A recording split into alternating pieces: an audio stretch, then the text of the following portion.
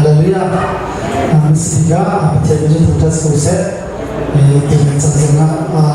mereka rekod ini berarti jangan kita sehingga berjalan jadi sampai itu nanti kalau tidak sudah tadi sejauh tujuan yang bertiap keren itu saya sembilan bagi rena kuliah ini masuk laju kalau bentukin kecil bicang kesinar kilo nama akan maju kena kesi cuy Jeremiah angan kuliah rena berseri bangun azoni facani ki amale akai cantik hari chulole pudi le antani amale akai cantik hari so sinanselo kemi nani chu kapunan khamalo chu sohan angan henga rena panga rena panga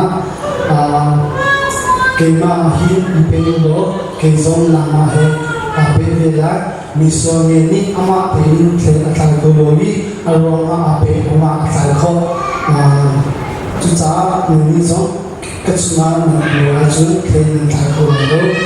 misoge ju kemahi kasi ani ju nama he nsi ahuma kachuna ulu kezo achuna ko maju amaju tle tape atal nsi zechapia kemaloi untuk kami sehingga lo cuma Filipina nan penuh rela pakat ini Kristuin menunanikan ancoda namo adomanikan tentang namo terawe hukumna nangemo pakat menidoi yang samfamo akan inaju minat pakas Kefebu minatsu diesi rutina ikadu pakale doa lumrul tehin umulo kalau nahi terbaru ketika sahabat sun kefebu kuset. Thum amhe thani sun ani ni boybani ka ka suni asyami ju ka simo her ko halo mai dia le ko thna johan angan to thum amhe le rian ka phalen ha to ni go na khini phurde ka longin asio ka silo de na tak tak thuti ko na a alang mi go na ka sio ka sim Efisa angan beli amhe son thum le beli pakhat